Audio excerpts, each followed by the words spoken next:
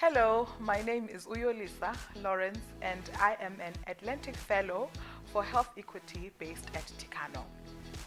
Wow! So my experience of the fellowship so far has been amazing. Amazing, and there's so many things that I can take out from what we have experienced since Thursday, but the one thing that truly needs more emphasis is self-care because as activists, right, and as community development practitioners, we tend to forget about self-care.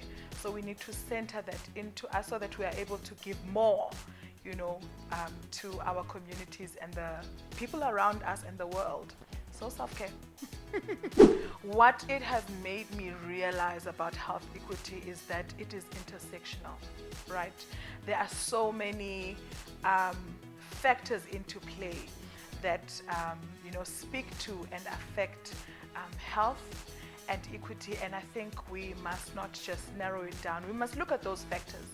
And I think one thing that Yazim, the lady we were with yesterday, talking about social movements and our activism, is that before we get angry, we need to understand. And I think it's those factors and conditions that we need to understand that affect health equity in our surroundings. So my activism is rooted in, it has evolved, right? But currently, presently my activism has been rooted in community. And community in terms of relations, community in terms of love. I think that's the one thing that we forget when we look at activism, is that not that we must love what we do, but we must it must come out of love from here, not only from here or here, but from here. So it has been rooted in collectivism and love. The social change that I want to contribute to is to amplify the voices of young people, right? Especially when it comes to the delivery, starting from the development and the delivery of healthcare services that we say affect them or are for them, but we don't see their voices. And some don't access or choose not to access because they feel like they are not represented, whether it's in clinics or it's your community-based healthcare institutions, but just to amplify their voices, and I believe that this, their contribution can be heard in your local governance structures like your clinic committees and others. But I really do believe that we need their voices to be heard on those platforms.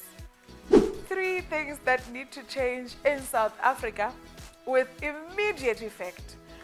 Wow, I think our attitude towards policy development or the decision making that happens in policy development and how it's implemented. How it's implemented in the health sector, in education, as well as with regards to issues of socio and economic well-being of people, especially with regards to employment, crime, because we all want a equal society. It's in your it's in the constitution, it's in policies, but we don't see it. So it seems like we're living in an ideal world. So the decision making needs to change in policy in those 3 places. I don't have a better word for that. So in those 3 places or areas.